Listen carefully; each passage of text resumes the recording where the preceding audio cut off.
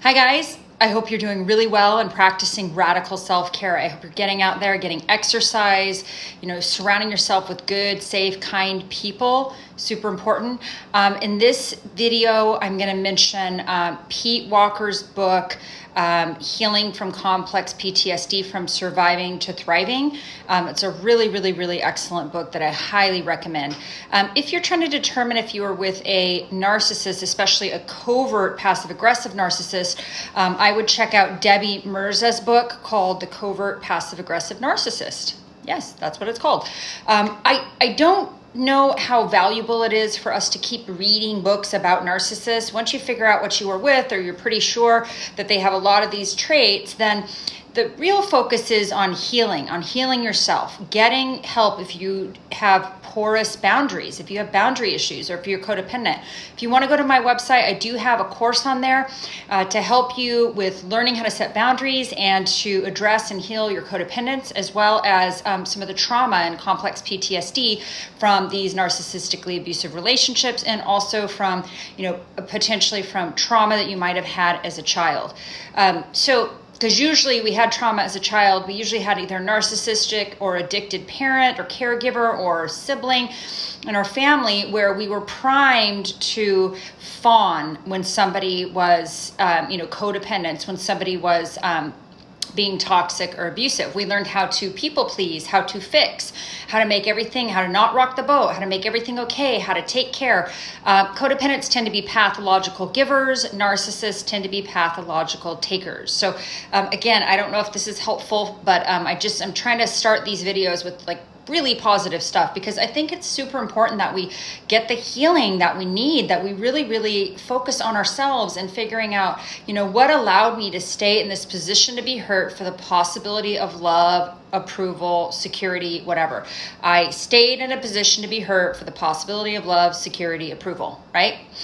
And notice I said the possibility. In this case with narcissists, you're not really getting love, approval, or security. None of that. That's all farce. That's all fake. But with the female covert narcissist, you're going to have a lot of the same stuff. You're going to have withholding. They typically will hook you in with sex, so they'll have sex with you right away. If you think back on it, they probably had sex with you on the first date, right? And then they'll often say, "Oh, but I've only slept with 3 people in my life," and they're like 45, right? Yeah, come on, sorry, but they'll usually minimize the number of people that they slept with. They're usually outright lying about it. So they act like virginal, yet they have sex with you on the first date, right? So there we go. Actions not matching words, right there. There it is. So that's pretty common. They'll hook you in. And, it's not always the case. There's exceptions to this, but this is very common for them to hook you in with sex. And a lot of people say it was like the best sex they ever had, because remember, narcissists, the female narcissists are, both types, they're getting validation. So in order to get that validation, they perfect their craft, right? So they're good at it. But what you might notice if you look back, or if you really think about it, was probably lacking emotion. It was probably somewhat robotic, right? It was probably like something was off about it. There wasn't that emotional intimacy that makes for really great sex, right? Emotional intimacy coupled with physical intimacy. They typically can kind of fake it in the beginning. But eventually, if you look back, you'll notice that, oh yeah, it was kind of robotic. There was something off about it, right? So there's that. So they hook you in with sex right away. And then later on, during the devaluation, they typically are withholding sex, right? And they can do it in like a very subtle way, just sort of like maybe go to initiate and they just kind of shut you down, or you feel like you're put in a position where you feel like you're kind of rapey, or like you don't want to like push, for somebody to have sex with you, which you shouldn't, right? If somebody doesn't want to have sex with us, we definitely shouldn't push, right? And that actually can also be the case with male covert narcissists, where they will also withhold sex, right? It's always on their terms when they want it, and they use sex as a, it's a weapon. They weaponize it. They use it for power, right? So maybe with the female narcissist, if you're a good boy, then you have sex. But if you're a bad boy, then she's going to punish you by withholding. So I know this is kind of crass, but I'm just kind of saying it like it is, at least from what my clients have told me and, from my own personal experience with a male narcissist. But so sex is a big way of hooking you in that's usually rushed.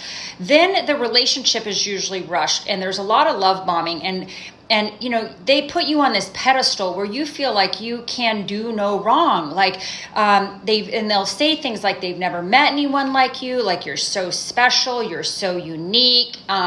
You just feel like you're just like the king of the world, and this person like really sees you, and they really appreciate all your great qualities, and like you're on this pedestal, and you feel like you're like king of the world or queen of the world, right? And wow, this person is really into me, right? That's the love bombing, right?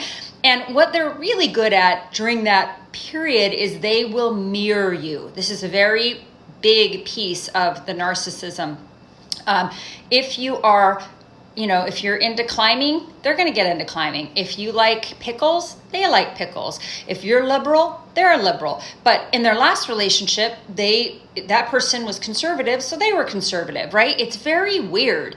And sometimes I'll just be very vague, so you're not really sure, like, is this person liberal or conservative? Because they're kind of vague, so they're kind of like this blank slate, so you're not really quite sure what they are, but they seem to agree with you. They seem to go along with the things that you like. They seem to be like really on board with you. Maybe in a way where you feel like, I've never met somebody who's so much like me. Like, if you're into mountaineering, they're going to get into mountaineering. If you're into riding bikes, they're going to get into riding bikes. If you're into watching baseball and eating ding-dongs on the couch, they're going to watch baseball and eat ding-dongs, right? So they're all about mirroring. And that makes you feel even more, sought after and understood and loved, right?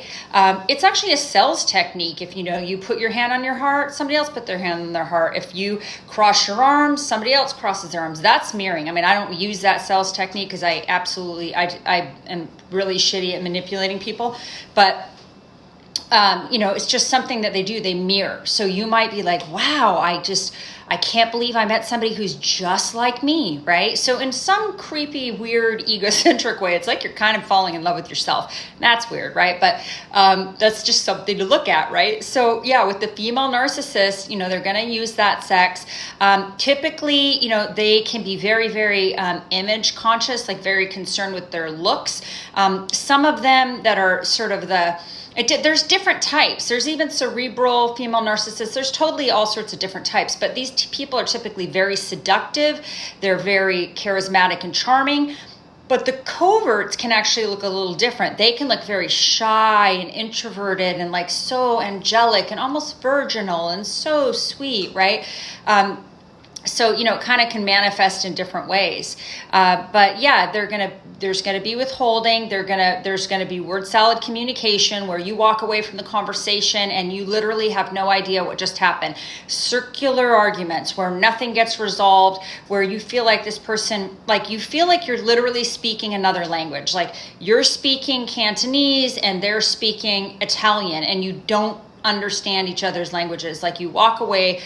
And anytime you try to bring up an issue, you walk away with more confusion than when you came to the table. Word salad, right? They're very, in some very odd way, these people are very illogical, right? It's really weird. But so there's that. And so you're going to have the same arguments over and over because there's just no resolution. There's no conflict resolution. And these people are very touchy. They are very, very sensitive to perceived criticism, real or perceived criticism.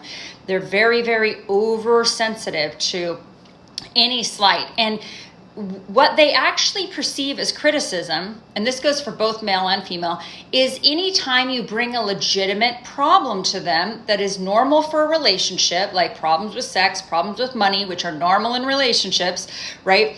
Anytime you bring a problem to them, they perceive it as criticism, because anything that suggests that they're less than perfect is, in their minds, personal criticism. It's like a personal attack. And really all you're trying to do is problem solve like a normal human being, right? So there's that. And then they often use stonewalling. They'll just look at you and blink. They use silent treatment.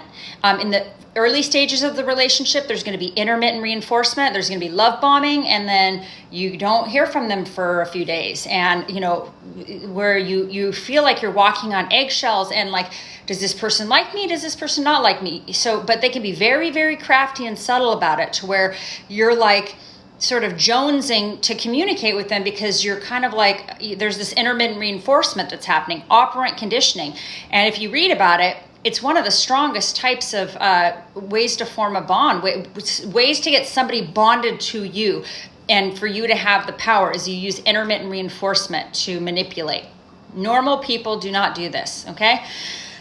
So there's that. And then they're still going to have the 3 stages, the idealization, devaluation, and then discard. And typically these narcissists, whether you know it or not, they're probably cheating on you.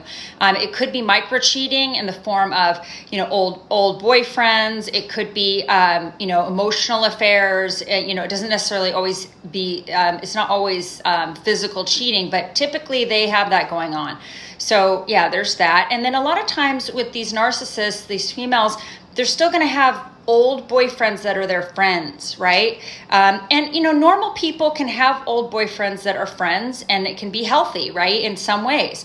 But these people like never ever let their exes go if they can keep them on a string. So I'm trying to keep these videos to 10 minutes or less. So this one's going a little over. So I'm going to end here, but I'll probably do a few more videos on the female narcissists. Thanks so much, guys. Take care.